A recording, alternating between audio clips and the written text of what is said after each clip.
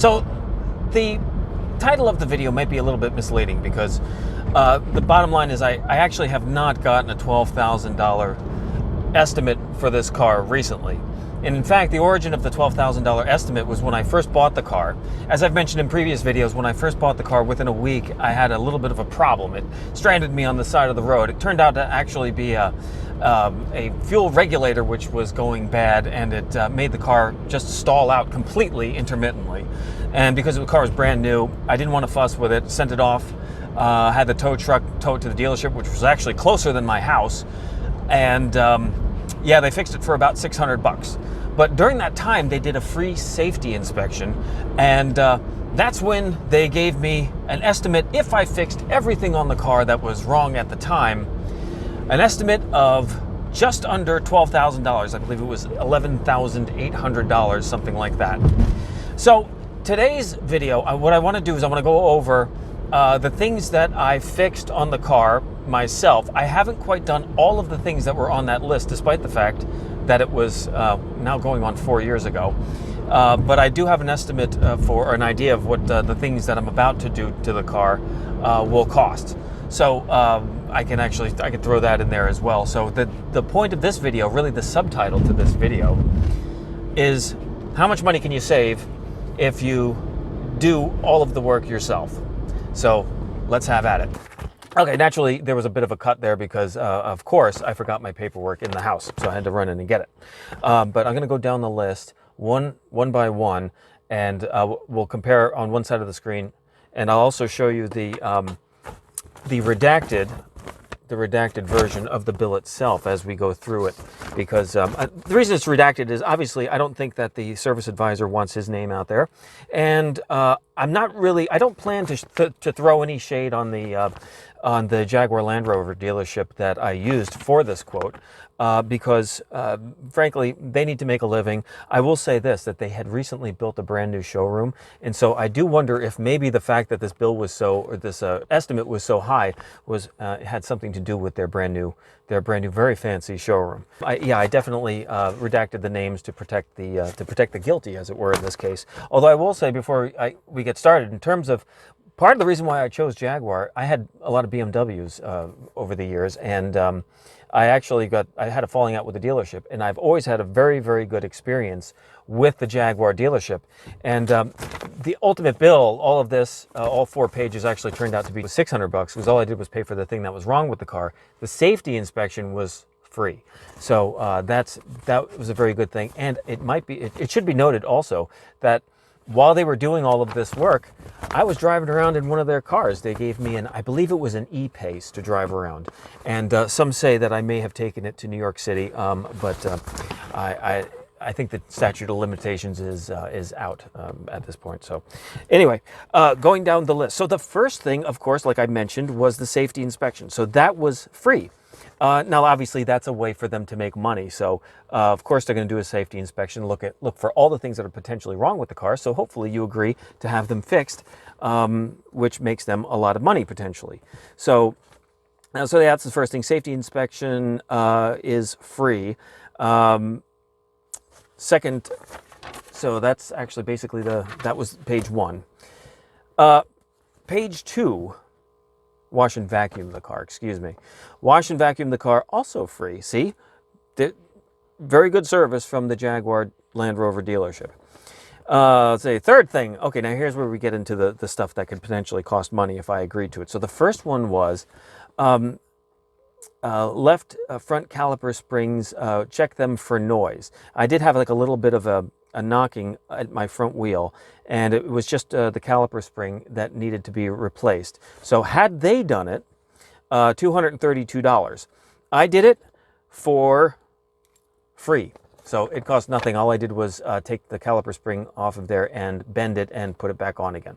So that was a really annoying knock that I fixed for free. And it's really good that they diagnosed this, because I couldn't quite figure out what the knocking was. So thankfully, they actually were able to diagnose it where I hadn't quite figured it out yet. So second thing, technician found codes for driver's side catalyst. Okay, so this was a quote for $2,433. Now keep in mind, so $2,433, and this was 2020 pricing. Since then, there has been like a bit of a catalytic converter crisis in, I don't know if it's also in Europe too, but it's certainly in this country where people were stealing them. So then all of a sudden catalytic converters, I think you could probably multiply that quote by 2, and that's probably what you'd pay for a new catalytic converter. Now, I still have an intermittent problem with the check engine light because of the cats. I did try and clean them out. And in fact, I just bought some cat cleaner, which is highly rated on the internet. So I'm going to stay tuned for that. We'll see how that works. But I never did fix it. So this would be the third thing on the list. Technician found coolant hoses at oil cooler were leaking. This was an interesting one because the dealer was absolutely right with that. The oil cooler hose did have a slight leak just where it met up with the oil cooler. And I didn't have them fix it. Their quote was, it's on the next page, $511.48. Now, I did end up having to buy a new hose. It actually almost stranded me because the old one really just, for some reason, the way that the hose got stretched out, where it met the oil cooler, just was no good. So the new hose was actually, it's like 2 hoses in one. So you have 2 hoses, you have something of a manifold, and then a big hose that attaches to the radiator. I don't know the part number, but it was like $250. So 250 versus 511. Okay, next on the list, both outer tie rods. Now this one is a little bit annoying to me. As much as I don't want to, I don't want to say bad things about the dealership, this one was a bit outrageous. So both outer tie rods are worn. Their quote was $1,117.38 to replace them.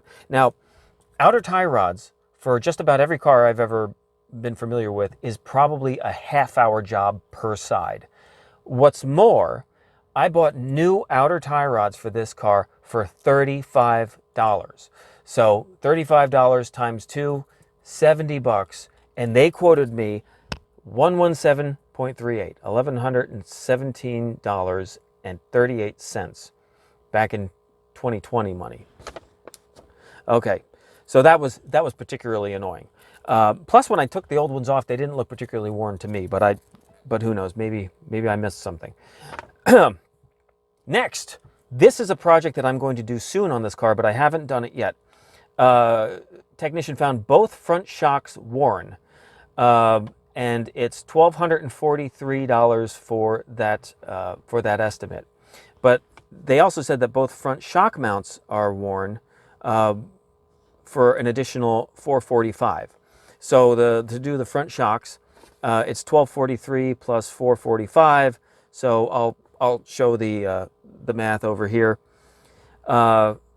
Yeah, that's a lot of money, considering that I was able to find new shocks which do have the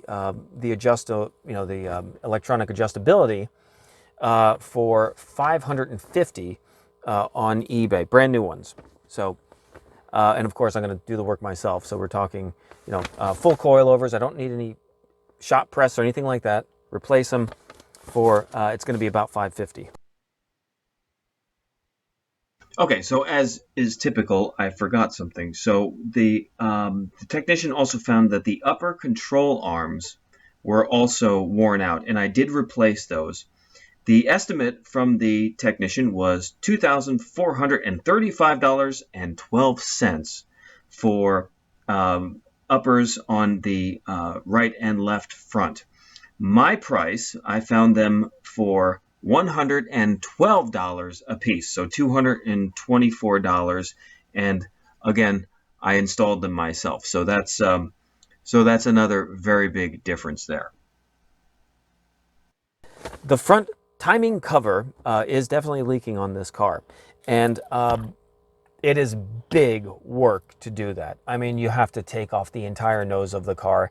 You have to do well, you have to take off the belt, all of the tensioners, everything, and it is massive work. I would never do that work myself. So I do understand when they gave me the estimate of $3,183.64 for that job. So basically what I did with that was I said, thanks, but no thanks. I do agree that I probably need it. One thing that has actually worked for me is that if you have the same problem with your XK, leave the oil at the lower of the two bars. So on the dipstick, you have the upper bar and you have the lower one. It should be somewhere in between. I run it at the bottom one, and it leaks less. The only thing is you really need to check the oil fairly often when you do that, because you don't want it to run any further out than that. But yes, it needs that. So anyway, that gives a grand total of $11,854.19 was the estimate. So there you have it. I'm going to put on the screen the total that I paid and the total that I was quoted, and that's the advantage of doing your own work. So hopefully you got some use out of this video, and stay tuned. I have some more work that's going to commence in the next few weeks. It's still a little bit early to really start to roll up my sleeves and work on the 355, but I have plenty to do on that car, and we'll see you in the next video.